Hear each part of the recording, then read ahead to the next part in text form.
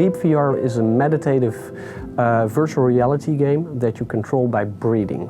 Like a lot of people, I've had problems with anxiety and occasional bouts of depression as well. Over the years, I found one of the most effective ways for me to navigate those times is through breathing exercises, pranayama yoga, and meditation. It so happened that when the Oculus Rift was first hitting Kickstarter, I was going through a particularly difficult time, something that was rather intense. When my Oculus finally arrived, I started to build meditation chambers, star fields and oceanscapes to just kind of sit in, to just be outside of the world that was kind of causing me these problems. Eventually it occurred to me that perhaps it would be possible to incorporate the breathing exercises as well. And so from there, I managed to hack together some early versions of the breathing controller using the Arduino and some stretch sensors and a lot of Googling. So the controller that we have uses a slide sensor that we wrap around your waist. And as you breathe in and out, it tracks that movement and sends it to the game.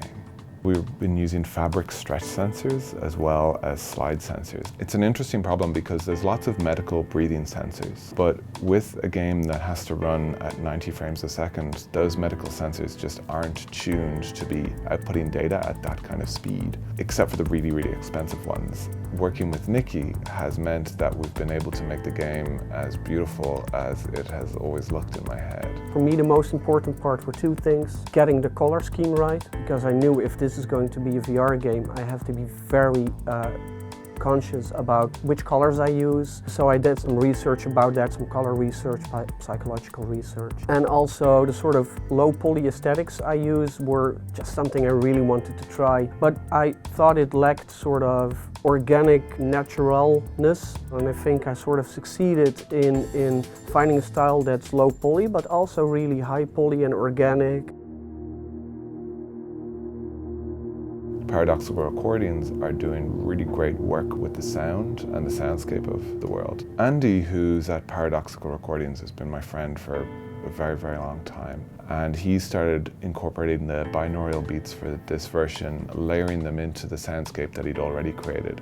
From here on out, we're going to be working together to make that soundscape more interactive and more responsive to people. So we've been able to move the game over onto the Vive, and we're showing the Vive version here at Tribeca for the first time. Games are the way to connect to people in a sort of healthy way, it's our Trojan horse into doing healthy stuff. So we're working with the Rat Band Institute in the Netherlands, investigating the impact of the game at teenagers with issues with anxiety, depression, and anger.